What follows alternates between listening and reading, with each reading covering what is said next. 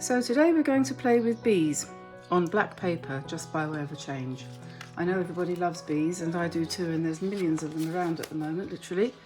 So I did a sunflower on black a couple of days ago, which I don't think a lot of you have seen. So if you're interested at all in sunflowers, you might go and have a look. Although it's on black paper and looks somewhat like this, you can use this method to paint a sunflower on white paper too. The same technique exactly that I used to paint that sunflower, which I think is very dramatic, and I like that a lot.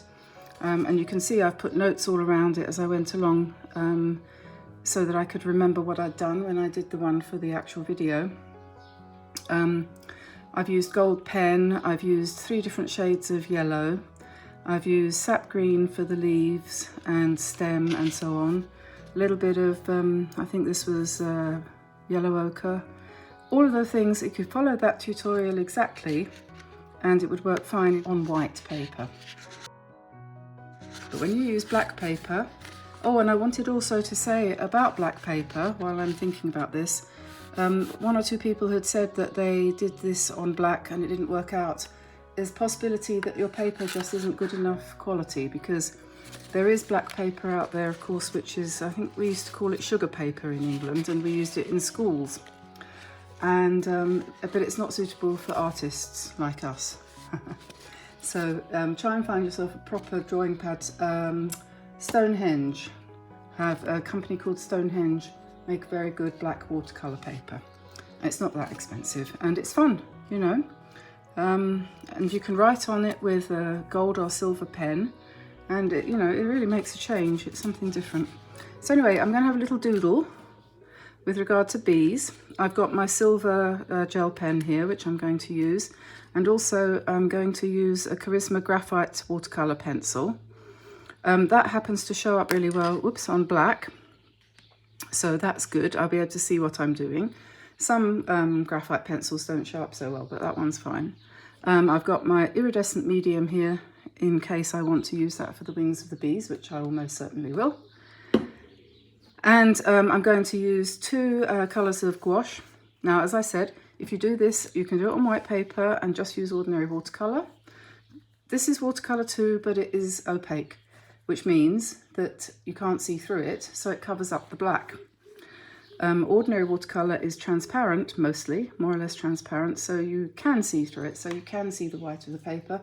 And if you use that on black paper, of course, the black shows through, so you get a much dulled down colour. Doesn't mean to say you can't use it, but it won't be so impressive. Won't be so bright. Anyway, so I've got some, this is Schmincke Lemon Yellow Gouache. It was in a tube and the tube had dried out, so I freed it from its tube. I've put it in an old hand cream pot, added some water, and I'll be able to use that to paint. No need to throw that away, nothing wrong with that at all. So that's lemon yellow. And I've also got some spectrum yellow, which I'm hoping, yes, that's a much warmer colour. So we'll use those 2 colours of yellow for the bees. This is also gouache, this is De La Rowney. And same thing, I'd had a tube of it for years, hadn't got round to using it. It had hardened up, all the water had left it, and it's fine. It can be reused if you add water. It was a bit of a messy afternoon in the sink there doing that, but it was worth it in the end. Okay, big pot of water there on my little metal tray, and let's get started. I've got a photograph of a bee here, just for reference, just in case I get a long way away from the subject. Here we are, there's a bee with his little wings, which I won't forget this time. Last time I did a bee, I think I forgot their wings. That's a bit silly, isn't it? And 6 legs, 2 antennae, and a lovely furry coat. So that's my reference photo, borrowed from my daughter, who takes lovely photos. So there we are. And I haven't got any plan here, but I think I'll probably start with pencil, maybe, for the first bee. I'm not quite sure yet, so I'm going to sit down and get going.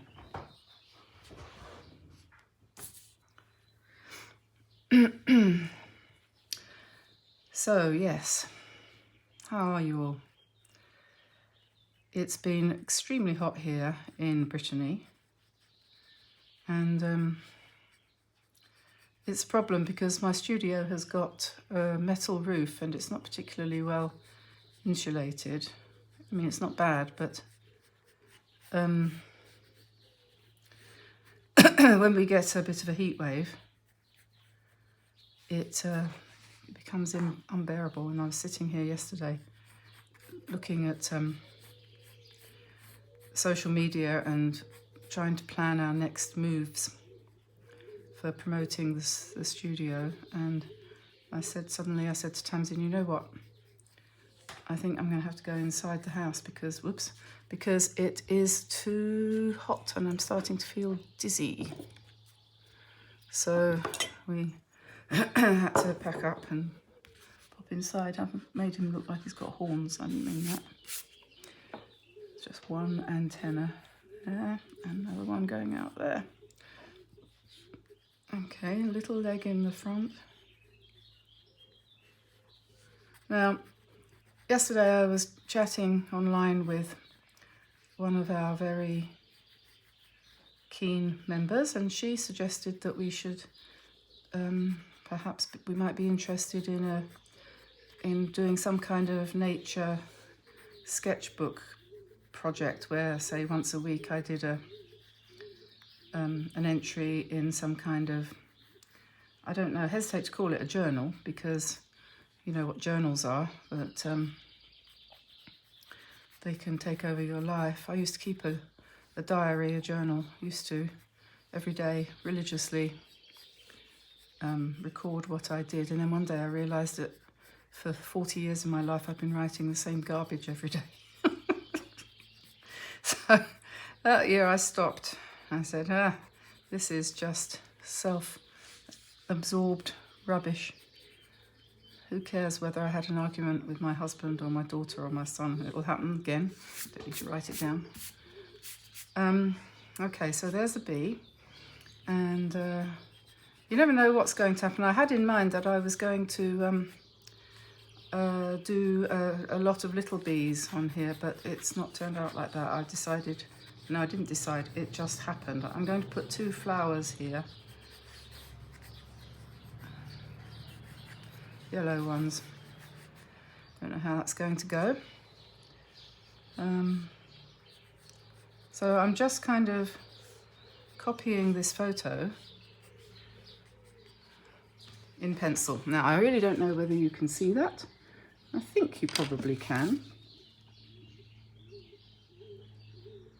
Now I'm going to, what am I going to do next? I think I might, shall I paint him and the flowers and then go over it in gold afterwards maybe? Or shall I do the silver? Maybe I'll do, you see, it's not always easy, is it? I think I'll do the silver first and then paint him. So I'm going to start with the wings. And if nothing else, the sheer thrill of putting silver pen onto black paper, it's worth getting some black paper just for that.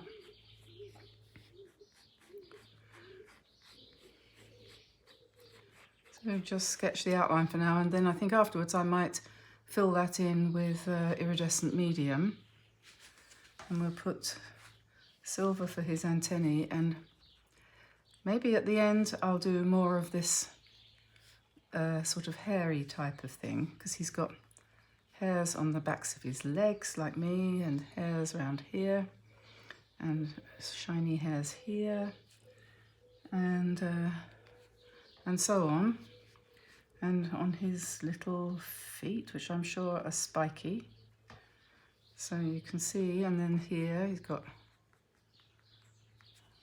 like that.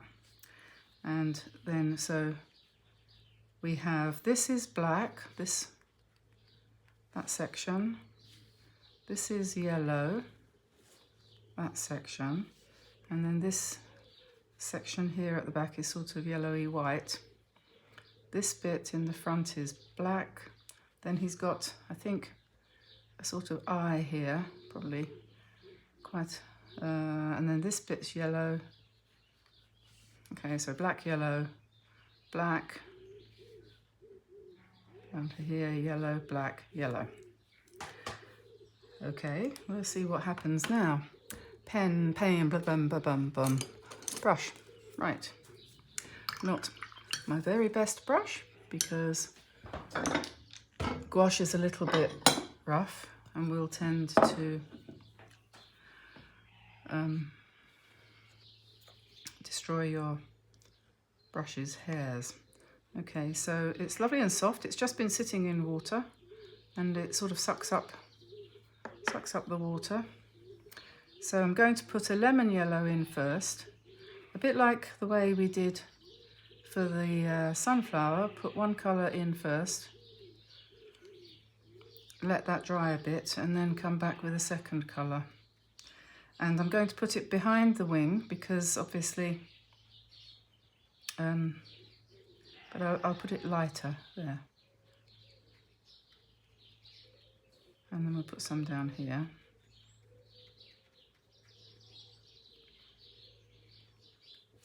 And then while I've got this here, I'm going to think about some petals on a flower over here.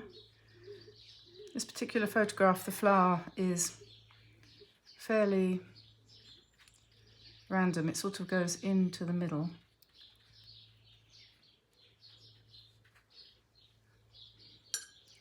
And the one, there's two. There's one at the top and one at the bottom. The one at the bottom is more lemony. The one at the top has got lemon, and then it goes into more of an orange colour. So I'm going to try and stick to two colours.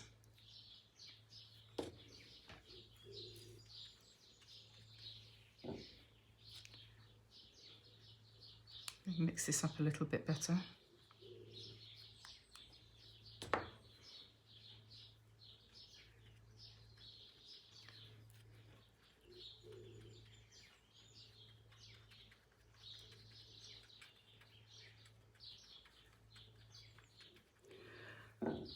Okay, I don't know quite how good this particular paint is. It might not be very opaque, this orangey yellow. It doesn't look that brilliant. So I'm going to, well, we'll see. We might have to wait for it to dry to really be able to tell.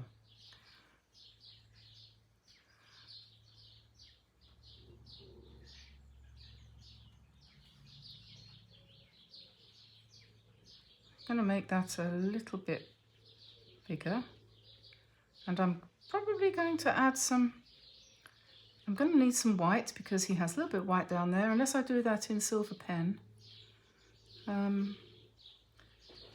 Okay, I'm just going to let that dry for a bit, so I'll just turn you off for a minute while that dries. Now, moving on, I'm doing an experimental thing here. I've got some of my lemon yellow, and I'm mixing it with a bit of phthalo blue to make a nice strong green.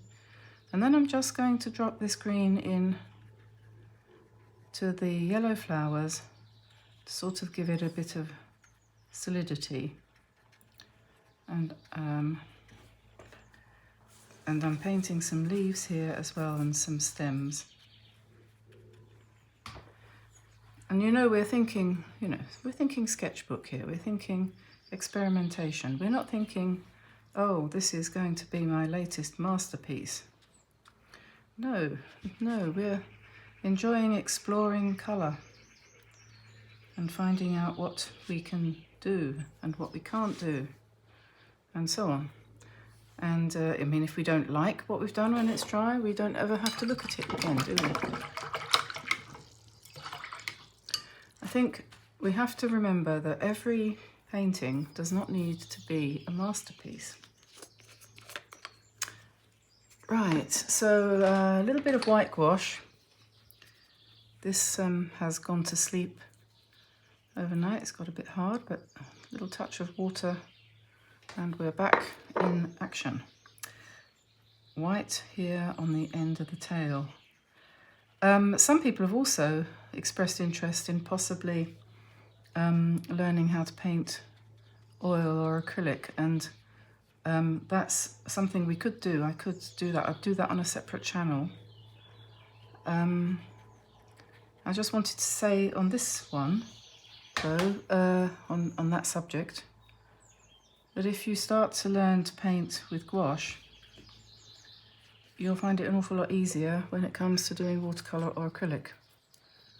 Not watercolour, oil. What am I talking about? Oil or acrylic. Because the technique is can be a little bit different. Don't know if any of this is going to work.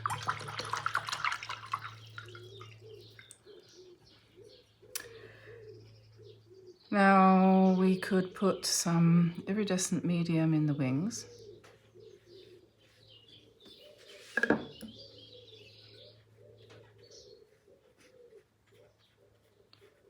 It has to be said, there can't possibly be any better way of painting a bee's wing than that, can there? We'll put some iridescent there, and there on top of the white, and there where his eye is. Then he's got a certain amount of iridescence on his legs, all of them, so we'll pop that in, and the top of his head, and around all the edges. And then I'm going to get some black. Right, this is Arteza gouache. And I just want to show you here that when you've lost your darks, you can put them back in by using black. It's a very, very amazing medium. Truly, if you can manage to get hold of some, I think you'll find it'll take your painting to another level, because you start to see things a bit differently.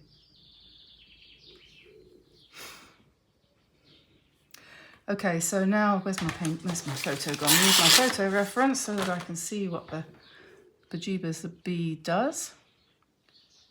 So I'm going to just try painting black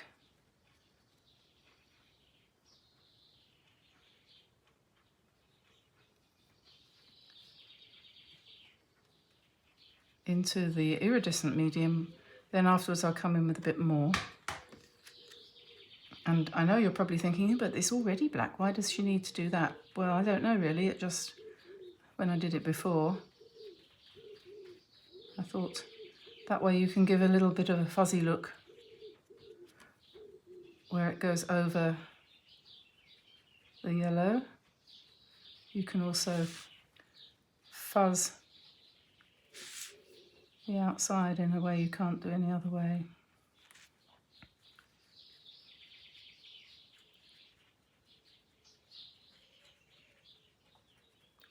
Just using the side of the brush there. And doing, this is all watercolour technique, so don't say, oh, it's gouache, I don't know about gouache. You don't need to do that, because all of what I'm doing is all watercolour technique.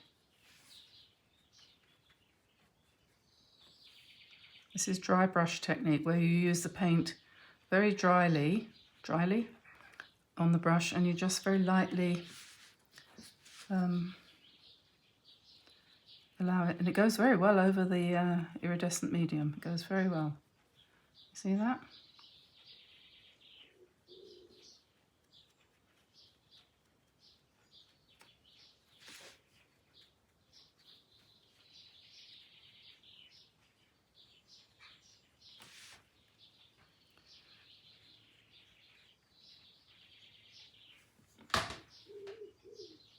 And then we might want a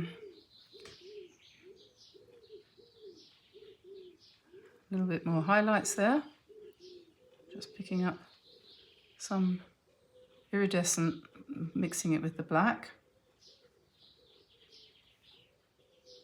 And you can paint it over the black as well.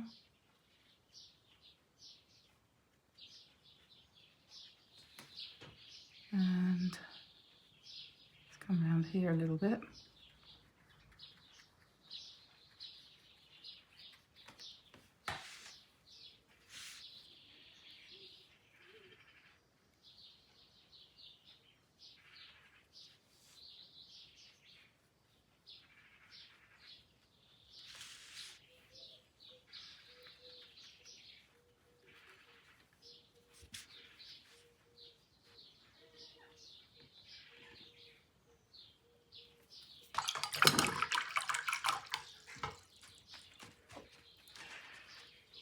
And then we've got a little bit of white under here. I'm not sure whether to do that in silver.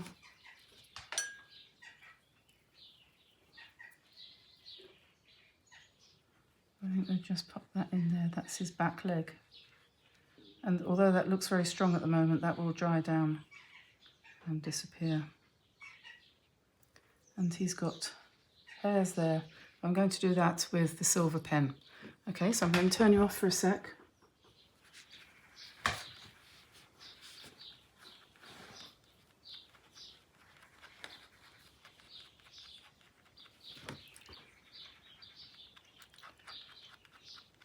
Now the final stage of this is going to be coming in with the silver gel pen again and shaping up the whole bee with his hairs,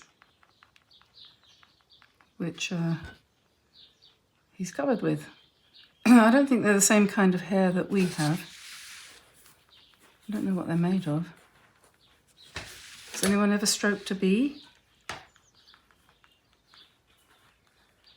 I know I haven't. They do get wet though, don't they, when it rains? Okay, so there is a small leg, little spiky thing on the end of it, and behind that he's got a much bigger one. I might have to put a little bit more yellow in here. Whoops, that's too wet.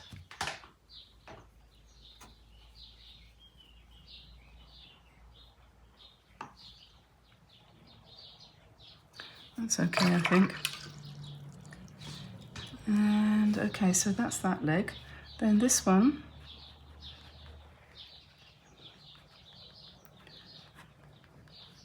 it's like this.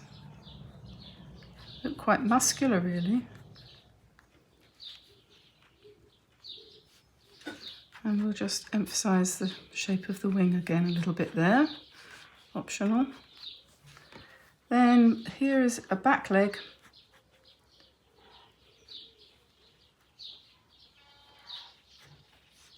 Down there, and his body goes, yes, and then this is a front leg. Well, the front, it's in the front from where I'm looking at him in this photo. And then he's got some quite long hairs on this one.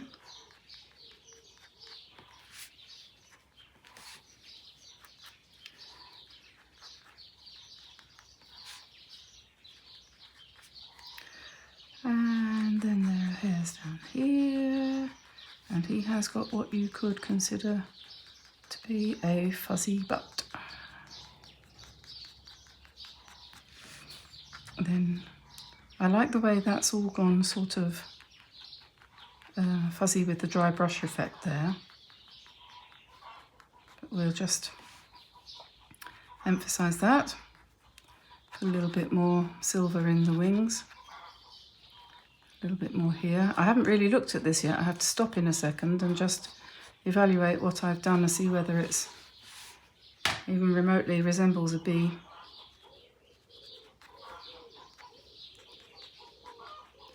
I will need to probably put a little bit more yellow down here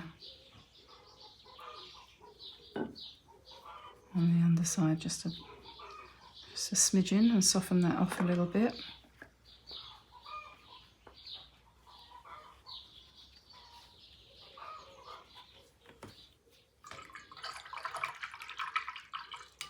And with the flowers here, I've done a little bit more black. I've added a bit of black to bring the background back a little bit.